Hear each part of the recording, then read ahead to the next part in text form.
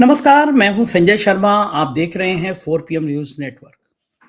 400 पार की कहानी चल रही थी, बड़े आराम से चल रही थी। गोदी मीडिया माहौल बना रहा था और लग रहा था कि 400 पार का तो सीन गोदी मीडिया दिखा रहा है, क्या वो सच हो जाएगा? तभी अचानक चुनाव आयुक्त को समझ में आया कि वो जो करने जा रहे हैं, वो गड़बड़ है। अगर सरकार बदल गई तो फिर जेल जाना तय होगा। अंतरात्मा जग गई। पाकिस्तान के एक चुनाव आयुक्त की आपने देखा होगा वीडियो, अंतरात्मा जग गई थी। उसने कैमरा ऑन प्रेस मीडिया के सामने कहा कि मैं मानता हूं कि मैंने बहुत बेईमानी कराई थी। हजारों लाखों वोट गलत डलवाए थे, जिनके पड़ गए थे उनके कैंसिल कराए थे। हमने बेईमानी से कई प्रत्याशी जिताए, लेकिन मेरा ईमान जाग गया और मुझे लगा कि खुदा ने मुझे जिस जमीन के लिए, जिस काम के लिए भेजा है, मैं गलत कर रहा हूँ। तो मुझे फांसी दी जानी चाहिए। मैं खुद को पुलिस के हवाले कर रहा हूँ और बाकी जो लोग हैं जो इसमें शामिल थे, उन सबको भी फांसी देनी चाहिए। वो वीडियो बहुत वायरल हुआ, पूरी दुनिया में वो वीडियो गया। तो लोगों ने कहना शुरू किया कि क्या भारत के चुनाव आयुक्त की भी आत्मा जग गई है? उसको लग गया है कि साहब जो खेल खिलाना चाह रहे थे, उस खेल में वो फंस जाएंगे। आखिर हुआ क्या कारण? क्यों ऐसा हृदय परिवर्तन हुआ? क्यों बंगाल में भारतीय जनता पार्टी का सांसद पार्टी छोड़ दे रहा है?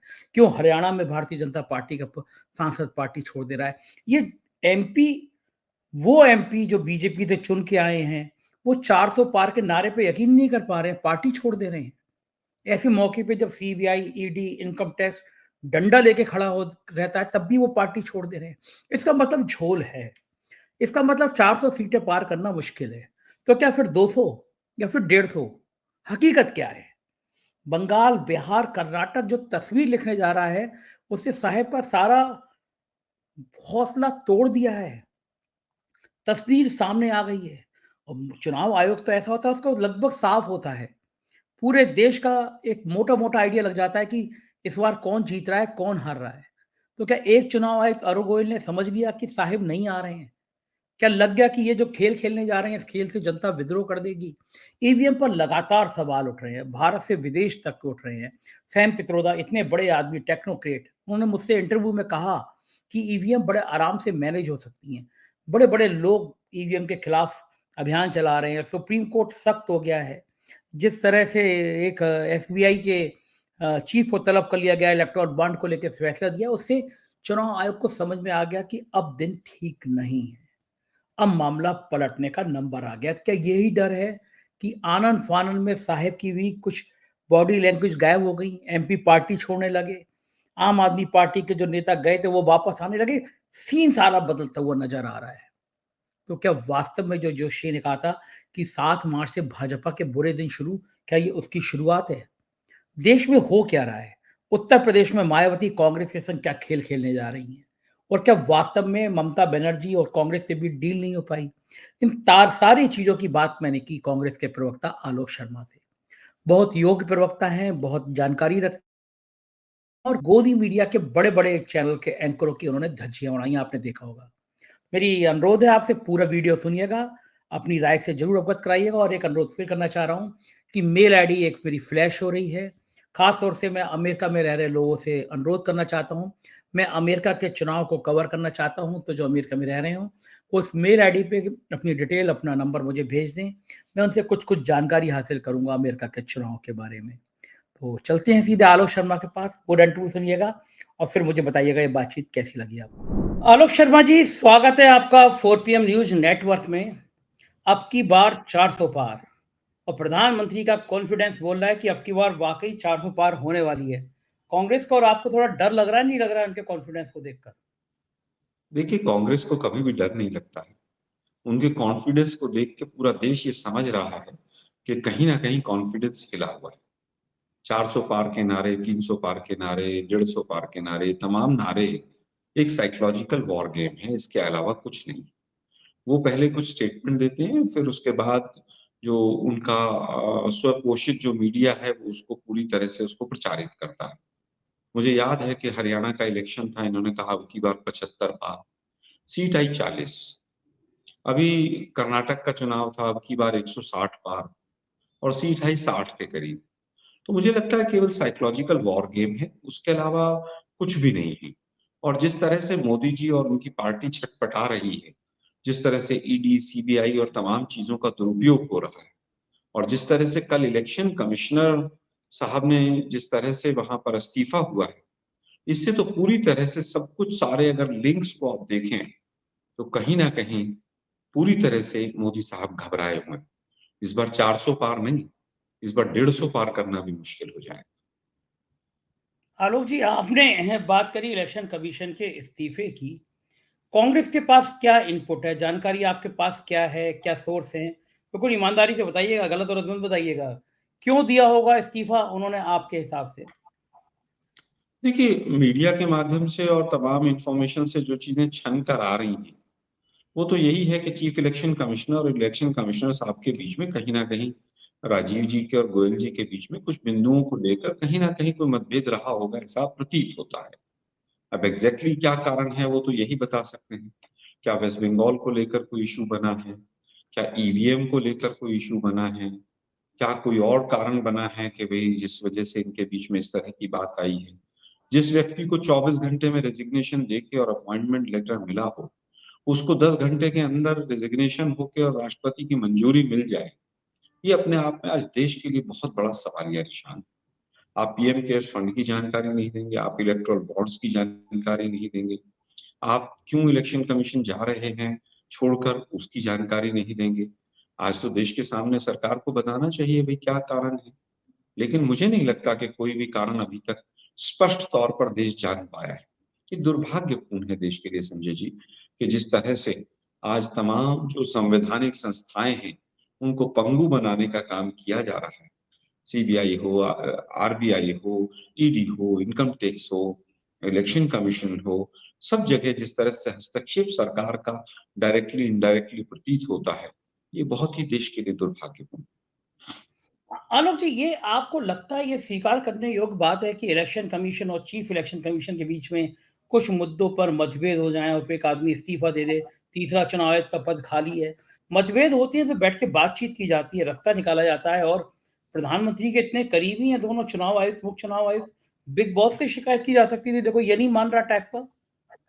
देखिए, वो इंटरनली उनके बीच में क्या रहा है, वो तो मैं और आप केवल गेस कर सकते हैं और जो भी मैं बता रहा हूँ, वो भी एक अंदाज़े के हिसाब से प्रश्न चिन्ह के साथ बता रहा हूँ। अभी आपने देखा चंडीगढ़ में भी जो एडमिनिस्ट्रेटर साहब थे, उन्होंने रेज़िग्नेशन दिया एलजी साहब ने। किस कारण से कि वो तमाम जो वोटों की गिनती और जो अनिल मसीह वाला, जो लोकतंत्र को चोरी करने वाला प्रकरण था, उसी समय पर रेज़िग्नेशन हुआ। ये तमाम कड़ियाँ तो जुड़ती हैं। आज उर्जित पटेल को भी हम याद करते हैं, क्या कारण रहा होगा? क्या उस समय पर इलेक्टोरल बॉन्ड्स और तमाम चीज़ें तो ऐसी नहीं रही थी, कि जो अंदर खाने उस व्यक्ति की जो अंतरात्मा थी, वो गवाही नहीं दे रही थी। तो कहीं न कहीं दाल में काला होता है, तभी इसी तरह के रेज़िग्नेशन और तमाम चीज़ें आती हैं। लेकिन फिर भी बेहतर तो ये है कि जो संवैधानिक पद पे व्यक्ति बैठा था, उसको आके देश के सामने कहना चाहिए। अगर कोई दबाव था तो वो बताना चाहिए और अगर कोई मतभेद था तो वो बताना चाहिए और नहीं था तो वो भी बताना चाहिए। व्यक्तिगत कोई कारण थे तो वो बताना चाहिए। क्योंकि आपको देश ने, सरकार ने इतने ऊँचे ओहदे पर बैठाया कि आप इलेक्शन को फ्री एंड फेयर कराएँगे। आपके ऊपर ज़िम्मेदारी दी देश ने। आपकी भी नैतिक ज़िम्मेदारी बनती है कि आप सही देश के सामने पिक्चर को क्लियर करें। क्या कहीं कोई ऐसी चीज़ तो नहीं थी कि जो सरकार आपसे कराना चाहती थी? ये आप बता सकते हैं। देश को बताना चाहिए, डरना नहीं चाहिए। मुझे लगता है कि आज आप नहीं बताएँगे तो आने वाले समय में पता चलेंगी चीज़ें, लेकिन जब तक बहुत देर हो चुकी।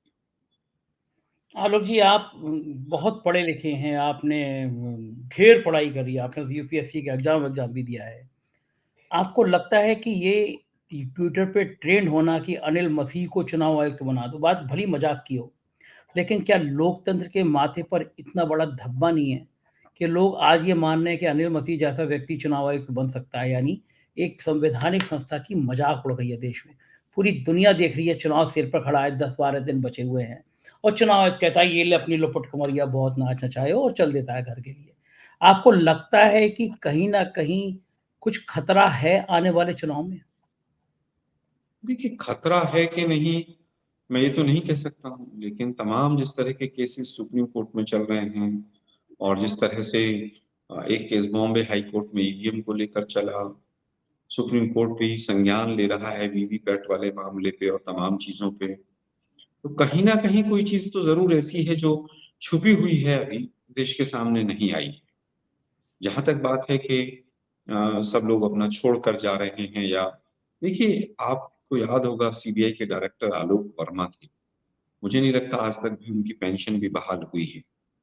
जिस जो सीबीआई दिल्ली पुलिस एक्ट के अधीन चलती है, उस सीबीआई के कार्यालय को रात को 2 बजे दिल्ली पुलिस जाकर घेर लेती है कि कल कहीं शायद कोई वो एफआईआर करने की प्लानिंग तो नहीं थी, या राफेल की जांच की तो कोई बात नहीं थी। तो जब जब इस तरह की कोई घटना घटती है, बाद में पता चलता है कि अच्छा ओहो ऐसा था, ओहो ऐसा था। आरबीआई के कई कई गवर्नर चले जाते हैं। क्यों चले जाते हैं देश को नहीं पता चलता है।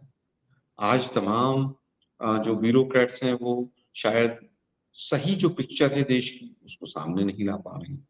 रिटायर होने के बाद भी कहीं ना कहीं डर है।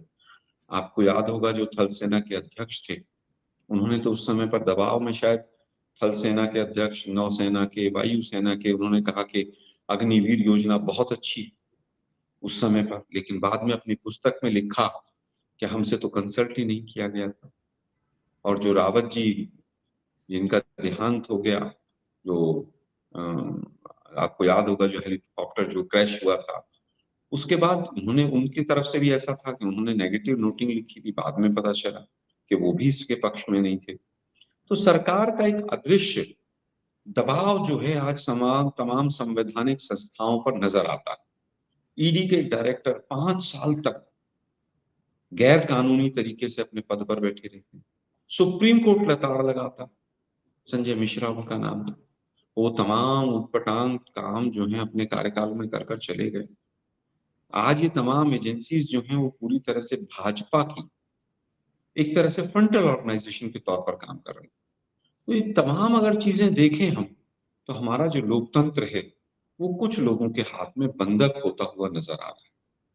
जिस तरह से दिल्ली पुलिस के कमिश्नर राकेश अस्थाना की अपॉइंटमेंट हुई थी, जिस तरह से प्रिंसिपल सेक्रेटरी मिश्रा साहब के लिए संसद में आपको कार्रवाई करनी पड़ी कि उनकी एज के लिए और तमाम चीजों के लिए, राकेश अस्थाना को रिटायरमेंट से 2 दिन 3 दिन पहले ज्वाइनिंग का लेटर मिलता। ये तमाम चीजें बताती हैं कि किस तरह से एक ही कैडर के लोगों को, गुजरात के कैडर के लोगों को किस तरह से बैठाया गया बहुत सारे पदों पर।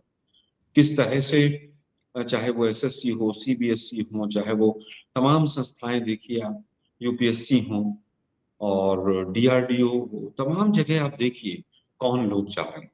और ये केवल एक, मैं तो ट्रेलर भर बता रहा हूं आपको। आप अगर दिल्ली यूनिवर्सिटी के अपॉइंटमेंट्स प्रोफेसर, असिस्टेंट प्रोफेसर की अगर देखेंगे पिछले 6-8 महीने में जो हुई, जब तक रिकमेंडेशन एक संस्थान की नहीं आती है या उनकी पैरवी नहीं होती है तब तक नहीं होता है। कौन से आज संस्थान कौन से संस्थान की पैरवी? देखिए, मैं समझता हूं कि पूरी तरह से आरएसएस जो है वो मैक्सिमम बैकग्राउंड अगर आप लोगों का आप देखेंगे जिनकी ज्वाइनिंग हुई है, या तो आरएसएस बैकग्राउंड से हैं या एबीवीपी बैकग्राउंड से हैं। आप जजेस देखिए, हाई कोर्ट के जजेस पिछले 10 साल की अपॉइंटमेंट, क्या उनके कनेक्शन भी वहीं तो नहीं जा रहे हैं? माननीय राहुल गांधी जी ने जो बात कही है कि आज हर जगह आरएसएस के लोगों को घुसा दिया गया है, ये सच है बात। और यही देश की जो विविधता है उसको समाप्त कर रहा है, एकांकी बना रहा है। हर व्यक्ति के मन में एक नफरत और डर, इसका माहौल बना दिया गया है। तो यही कारण है कि 20-22 लाख पासपोर्ट सरेंडर हो जाते हैं। यही कारण है कि एक सब इंस्पेक्टर रैंक का अधिकारी नमाज पढ़ने वालों को केवल द्वेषपूर्ण जो जहर उसके मन में भर दिया गया है, वो अपने कानूनी अधिकारों को भूलकर और वो लात मारने लगता है।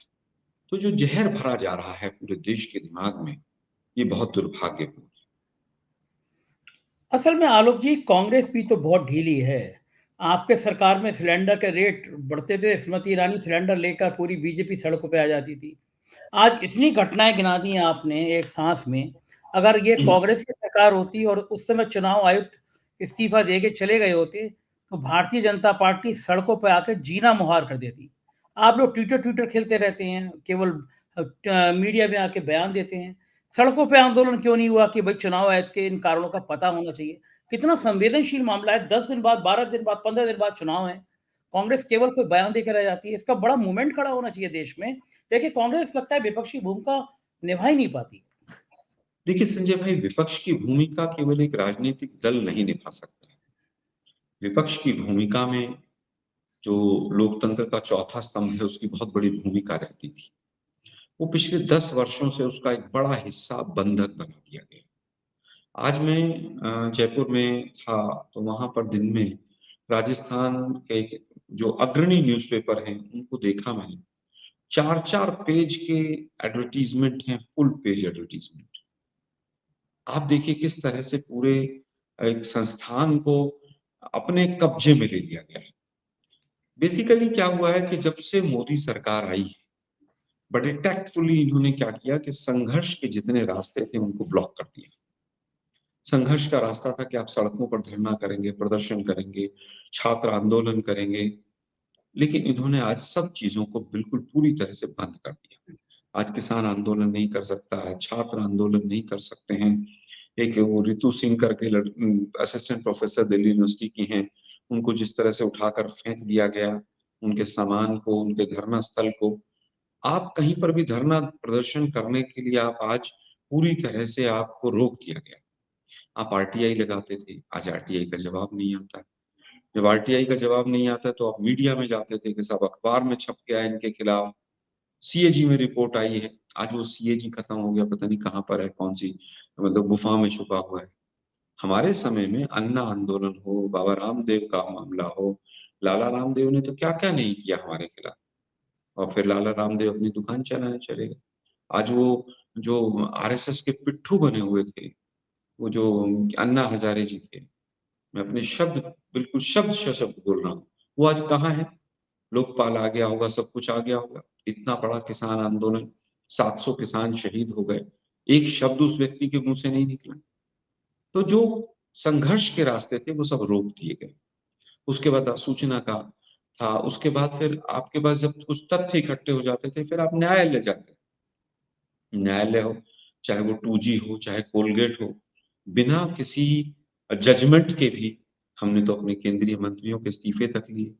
लेकिन आज सिचुएशन ये है कि न्यायालय में ऐसे-ऐसे मामले देखने को मिलते हैं कि एक-एक व्यक्ति 3-3 साल से जेल में है, उसका पता ही नहीं क्यों जेल में है। और जो बीजेपी और तमाम लोगों से जुड़े हुए लोग हैं, उनको आप देखिए, वो सड़क पर गोलियाँ भी दाग रहे हैं, तो उनको ज़मानत भी मिलती है, सब कुछ होता है। अलीगढ़ मुस्लिम यूनिवर्सिटी का कांड, जेएनयू का कांड, सब याद होगा आपको, सीए एनआरसी वाला जो कांड था, उसमें आज तमाम लोग ऐसे हैं, जिनको जो बीजेपी बैकग्राउंड से थे, उनको ज़मानत मिली, बाकियों को नहीं मिली। तो कहीं न कहीं न्यायिक प्रक्रिया भी ऐसा लगता है कि कुछ निर्णयों में प्रश्न चिन्हों के घेरे में। हाई कोर्ट के 2 डिसीजन मैं आपको बताता हूँ। एक राहुल गांधी जी वाला, जो अहमदाबाद हाई कोर्ट का डिसीजन था, सुप्रीम कोर्ट ने उसको मेंबरशिप वाला उसको उखाड़ कर फेंक दिया, और इतना मोटा पोथा हाई कोर्ट ने बनाकर भेज दिया, और यहाँ तक टिप्पणी हुई कि भई हाई कोर्ट वहाँ से जो भी जजमेंट्स आ रहे हैं, बड़े मोटे-मोटे आ रहे हैं। दूसरा, अनिल मसीह वाला चंडीगढ़ हाई कोर्ट का मैटर आप देखिए, वहाँ पर स्टे भी नहीं दिया। हरियाणा पंजाब हाई कोर्ट ने स्टे देने से भी मना कर दिया, और सुप्रीम कोर्ट ने जब संज्ञान लिया तो पूरा वो दाल में काला नहीं, पूरी दाल ही काली मिली। मुझे लगता है कि ये सब तमाम चीजें हैं, जिन चीजों की वजह से आज पूरा जो लोकतांत्रिक ढांचा है, वो कहीं न कहीं उसकी चूल जो है वो हिलती हुई नज़र आ रही है। और उसमें केवल एक कारण है कि जो वर्तमान में केंद्र की सरकार है, वो अपने किसी भी काम को मुकम्मल नहीं कर पाई है, और वो इन्हीं तमाम रास्तों से अपनी सरकार को बचाए हुए है। आलोक जी, आपने मीडिया का ज़िक्र किया। आप जब टीवी चैनलों पे जाते हैं, गोदी मीडिया के चैनलों पे, आप इतने बेरहम क्यों हो जाते हैं? आपका 1-2 चैनल एंकर का जो आप लोगों ने उनकी धज्जियाँ उड़ाई, लाखों की संख्या में वो वायरल हो रहा है। आपको ऐसा लगता है उन एंकरों को, बेचारों को आपको धोने में बहुत मज़ा आता है। ये ट्रेनिंग कहाँ से सीखी है आपने, कांग्रेस से? देखिए संजय भाई, कहीं से कोई ट्रेनिंग नहीं। एक साधारण भारतीय नागरिक होने के नाते जब बड़े-बड़े इश्यू निकल जाते हैं, और आप हमें बैठाकर और 4 लोग बीजेपी वाले बैठाकर आप जिस तरह से नौटंकी करके और एक गलत मैसेज समाज में, देश में परोसते हैं, तो दुःख होता है। अभी मोदी जी 4 दिन पहले जम्मू कश्मीर गए, शाम के समय में एक चैनल पर बैठा हुआ था। 4 लोग, 2 लोग उसमें जम्मू कश्मीर के ऐसे व्यक्ति हैं जो बीजेपी के कार्यालय में दिन रात घूमते रहते हैं, एक एंकर और एक बीजेपी का प्रवक्ता, 4 लोग हो गए। एक तरफ मैं बैठा हुआ था। तमाम झूठ परोसी जाती। जम्मू कश्मीर को लेकर जितना जहर हिंदुस्तान में घोला गया पिछले 8-10 वर्षों से, दुर्भाग्यपूर्ण। कहा गया, देश के प्रधानमंत्री कहते हैं धारा 370 हट गई। मैं तमाम चैनलों से कहता हूं कि भाई धारा 370 अगर हट गई तो मुझे ऑर्डिनेंस दिखा दीजिए। ऑर्डिनेंस जो वो 6 अगस्त वाला है वो ये कहता है, using the powers of article 370 we are making these 2 changes. वो 2 चेंज क्या है कि भी जो 1959 का 35A से रिलेटेड जो ऑर्डिनेंस था वो निरस्त हो गया, और दूसरा ये है कि अब असेंबली के को रिप्रेजेंट करेंगे गवर्नर। इसके अलावा तो कुछ नहीं। उसके बाद एक एडमिनिस्ट्रेटिव ऑर्डर आया जिसमें उसको यूनियन टेरिटरी लेह लद्दाख को बनाया गया, लेकिन धारा 370 हटा दी और मोदी जी ने कमाल कर दिया। और एंकर भी फिर वही बात करते हैं। एंकर से कई बार मैंने पूछा कि भाई किसी ने ऑर्डिनेंस पढ़ा है? किसी ने नहीं पढ़ा। मैंने 10 एंकर से पूछ लिया, किसी ने नहीं पढ़ा। फिर मैं पूछता हूँ कि भाई वो एक वो सोनम वांगचुक करके है, वो 15 डिग्री माइनस टेम्परेचर में वहां धरने पे बैठा है, आप लोग एक बार भी नहीं दिखा सकते? नहीं दिखाएंगे। क्यों? मोदी नामा पढ़ना है। वाह वाह वाह वाह, कमाल हो गया। मैंने कहा भाई कमाल हो गया तो जो हिल एरिया ऑटोनॉमस काउंसिल का इलेक्शन था लेह लद्दाख का, उसमें क्या हुआ? उसमें बीजेपी का सुपड़ा क्यों साफ हो गया? वो तो मुस्लिम बाहुल्य क्षेत्र भी नहीं था, लेकिन फिर भी कोई जवाब नहीं। वहीं पे एक बैठा हुआ व्यक्ति झूठ बोलता है, 4 दिन पहले की घटना बता रहा हूँ। और वो क्या झूठ बोलता है कि बीजेपी को 50% से ज्यादा वोट मिले। मैंने कहा भाई 12 सीट नेशनल कॉन्फ्रेंस को मिली, पीडीपी ने हिस्सा नहीं लिया, 10 कांग्रेस को मिली, 2 इंडिपेंडेंट और 2 बीजेपी के कैंडिडेट जीते। 26 में से 2 जीते और 50% वोट बीजेपी को। एंकर को कुछ पता ही नहीं, मतलब जैसे वो एंकर जो है भांग खा के बैठ गए हों, उनको कोई मतलब नहीं। बीजेपी के 4 लोग जो मतलब बोलना हो बोलते चले गए। मैंने पूछा भाई वो एक ऑर्डिनेंस आया था कि जब तक आप 15 साल का डोमिसाइल वहां नहीं शो करेंगे जब तक प्रॉपर्टी नहीं खरीद सकते। आप लोग तो कहते थे बहू लेकर आएंगे। मैं 50 गज का एक टुकड़ा खरीदना चाहता हूँ जम्मू कश्मीर में, मुझे खरीदवा दो। तो भाई साहब जब सवाल जब आप तीखा पूछते हैं तो सारी टीम मधुमक्खी की छत्ती की तरह बिल्कुल जो है वो टूट के पड़ती है, यानी दबा दो उसको यहीं पर। फिर बर्दाश्त नहीं होता है। मतलब आप झूठ बोल रहे हैं, बहुत अच्छा हो गया, बहुत अच्छा। अरे 10 साल हो गए भाई, चुनाव क्यों नहीं कराते फिर? अगर बहुत अच्छा हो गया, बार बार एंकर कह रही कि तिरंगा उठाने वाला कोई नहीं मिलेगा, आज वहां तिरंगा ही तिरंगा है। मैंने कहा भाई जिस दिन उसने महबूबा मुफ्ती ने कहा था कि तिरंगा उठाने वाला नहीं मिलेगा, उसके 7 महीने बाद तो आप जो है सरकार चलाते थे, 7 महीने बाद तक आपको तो उसी दिन रिजाइन कर देना चाहिए था। अब एंकर महोदय को पता ही नहीं कि कब भाषण दिया था और कब स्टेटमेंट आई। फिर मैंने कहा भाई आप मुझे बताइए, मोदी साहब ने अभी 2 दिन पहले 3 दिन पहले की बात है, परिवारवाद पे बड़ा लंबा चौड़ा भाषण दिया जम्मू कश्मीर। मैंने कहा एक बात बताइए, कौन सी ऐसी पहली सरकार थी जिसमें बाप बेटे दोनों अब्दुल्ला केंद्र में मंत्री थे? अब एंकर महोदय को कुछ नहीं पता। मैंने कहा पूरी लाइफ ये आरएसएस श्यामा प्रसाद मुखर्जी से लेके अब्दुल्ला से लड़ती रही, अब्दुल्ला फैमिली से। और जब पहली बार केंद्र में सरकार बनी, अटल बिहारी वाजपेयी जी की, तो दोनों बाप बेटे केंद्र में मंत्री थे। उसके बाद जम्मू कश्मीर में पहली बार बीजेपी की सरकार बनी जिसमें डिप्टी सीएम बीजेपी का था, उसमें साथ कौन था?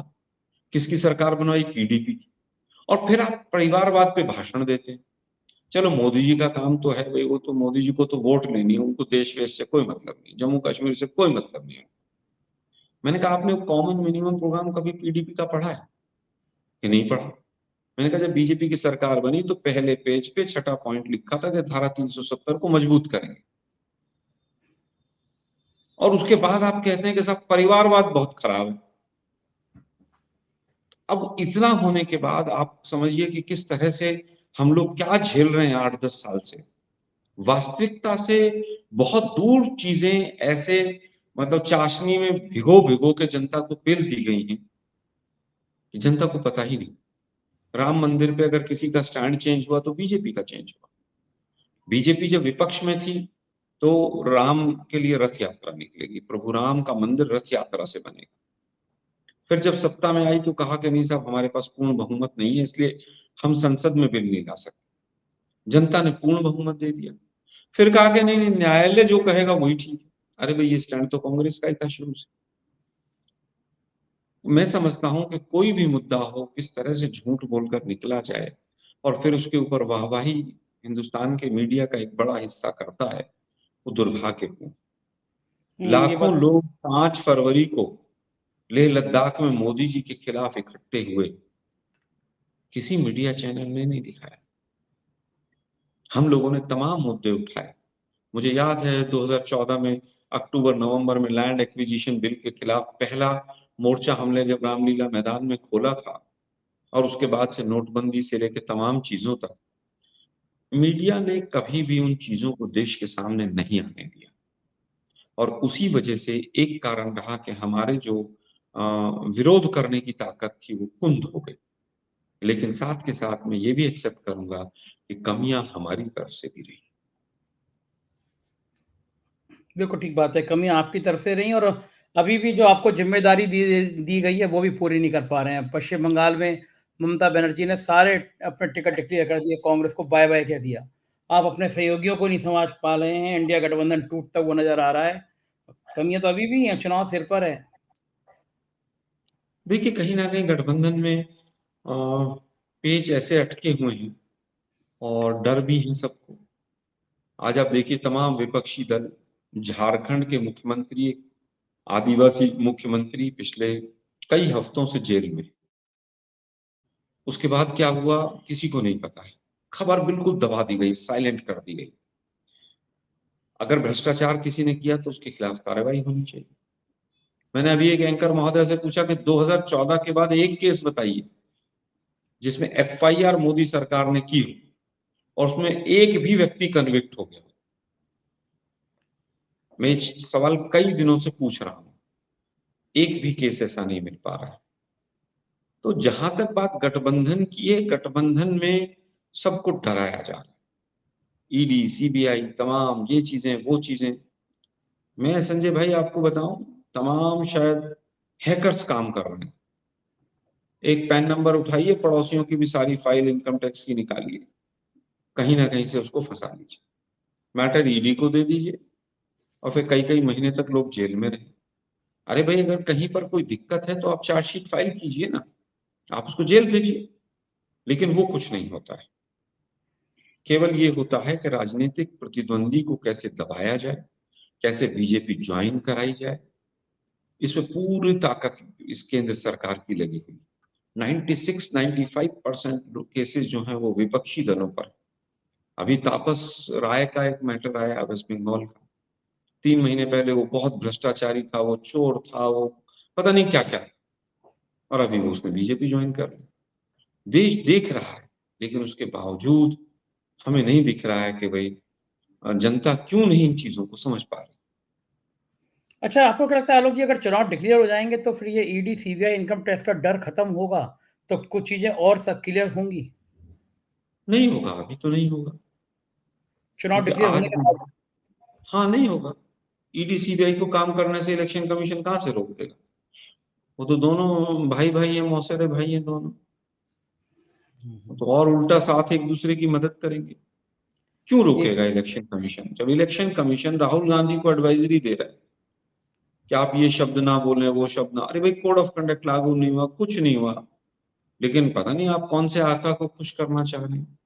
राहुल गांधी ने तो कोई स्टेटमेंट भी ऐसी नहीं दी। मोदी जी के एक तमाम खिलाफ इतनी स्टेटमेंट्स हैं, कर्नाटक इलेक्शन से लेके और पिछले 2019 के लोकसभा इलेक्शन से। आप शहीदों के नाम पर वोट मांग रहे हैं, पता नहीं कौन कौन सी कंप्लेंट्स आई। इलेक्शन कमीशन एक नया पैटर्न अपना है, ना वो कंप्लेंट को रिजेक्ट करते हैं, ना उसको एंडोर्स करते हैं, और कुछ दिन के बाद वो अपने आप स्वतः खारिज हो जाती, साइड हो जाती। ये बात तो ठीक है। एक आखिरी सवाल, देश का सबसे बड़ा राज्य है उत्तर प्रदेश, आप तय नहीं कर पा रहे हैं, बार बार चर्चा चलती है कि आप मायावती से भी बात कर रहे हैं, इसीलिए अभी तक सीट डिक्लेयर नहीं कर पाए। अमेठी रायबरेली आपके गांधी परिवार का इंतजार कर रही है, पता नहीं लड़ेंगे नहीं लड़ेंगे। देश के सबसे बड़े राज्य में ही पिक्चर तस्वीर नहीं है साफ, तो कैसे होगा? क्या मायावती आ सकती है इंडिया गठबंधन में? देखिए, मायावती जी को सोचना होगा। मायावती जी ने कल ट्वीट करके कहा भी परसों कि बिल्कुल अफवाहें हैं, मैं नहीं जाऊंगी वहां। मायावती जी की पार्टी को पूरी तरह से बीजेपी ने समाप्त कर दिया। जिस पार्टी के मुख्यमंत्री हुआ करती थी 2-2 3-3 बार, आज वो 1-2 विधायक पे पहुंच गई पार्टी। एक ही चुनाव में 10% वोट गिर गया, 22 से 12 पर आ गए। मुझे लगता है कि मायावती जी को सोचना चाहिए, जिस बहुजन के लिए आप उठकर चली थी, क्या आपके भी कोई केसेस हैं जिनकी वजह से आप डरे हुए हैं? क्या आप बीजेपी का प्रत्यक्ष और परोक्ष दोनों रूप में सहयोग तो नहीं कर रही हैं? क्या आप अपने समाज के साथ न्याय कर रही हैं? आज उनको आवाज उठानी चाहिए। आज सबसे ज्यादा अगर कोई पीड़ित है तो उनका समाज पीड़ित है, जिसकी आवाज के लिए वो और काशीराम जी कभी सड़कों पर निकले। आज जॉब्स नहीं है, सरकारी जॉब्स नहीं है, रिजर्वेशन समाप्त हो रहा है। और दूसरी तरफ 400 पार के नारे के साथ पूरा एक मैसेज है कि हम संविधान में परिवर्तन कर सकेंगे अगर 2/3 मेजोरिटी होगी। तमाम बीजेपी की लीडर्स गाए बगाए इस तरह की बातें करते हैं। अगर डॉक्टर साहब भीमराव अंबेडकर के संविधान को खतरा है, तो सबसे पहले किसको आगे आना चाहिए, सोचना चाहिए उनको। लेकिन मुझे लगता है कहीं ना कहीं वो बीजेपी के उस पूरे जो उनका एक मैं कहूँगा मुलम्मा है, उससे बाहर नहीं आ पा रही हैं। उनको स्वयं पुनर्विचार करना चाहिए और देश में लोकतंत्र बहाल हो, उसकी तरफ उनको कदम उठाने चाहिए। कांग्रेस ने कुछ न्योता भेजा है, कुछ बातचीत शुरू की है? नहीं, ऐसी कोई मेरे पास आधिकारिक जानकारी नहीं है। और उत्तर अमेठी, प्रदेश, रायबरेली?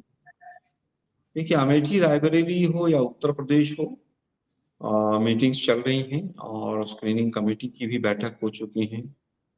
जल्द नाम भी शॉर्टलिस्ट हो जाएंगे। हम आज 35 साल से संजय भाई वहां पर सत्ता में नहीं है। स्वाभाविक है कि अलायंस हुए हैं, अलायंस में कभी कोई सीट मिली है, कभी कोई सीट मिली है। तो मजबूत लीडर्स वहां पर उस तरह के हमें चाहिए जो बीजेपी से लड़ाई लड़ सके। कंस्टिट्यूएंसीज बड़ी बड़ी हैं। गाजियाबाद कंस्टिट्यूएंसी अपने आप में बहुत बड़ी कंस्टिट्यूएंसी है, एग्जाम्पल के तौर पे ले रहा हूँ। तो मजबूत लोग लड़ें, उसकी स्क्रीनिंग हो प्रॉपर, समय लग रहा है। लेकिन रायबरेली अमेठी की जहां तक बात है, तो गांधी फैमिली की अपनी परंपरागत पारिवारिक सीट है, उन्हीं को तय करना है कि कौन लड़ेगा कौन नहीं लड़ेगा। लेकिन कार्यकर्ता और अमेठी रायबरेली की जनता, मैं भी 2 दिन वहीं 3 दिन वहीं रहा था, सब चाहते हैं कि वही लोग चुनाव लड़ें। और अगर वो लड़ेंगे तो मुझे जो ग्राउंड पे रियलिटी पता चली, बीजेपी जो है ढूंढने से भी वहां नहीं मिलेगी। बहुत बहुत शुक्रिया आलोक जी, आपने इतना कीमती समय हमको दिया, बातचीत करी। बहुत बहुत तो ये थे आलोक शर्मा। कितने विस्तार के साथ इन्होंने राजनीति के उन सारे पहलुओं को आपके सामने रखा जिसे जानना आपके लिए जरूरी था। मुझे इंतजार है आपकी राय का, जरूर अवगत कराइएगा। हमारे चैनल को सब्सक्राइब करिएगा, ज्वाइन करिएगा। शुक्रिया, थैंक यू।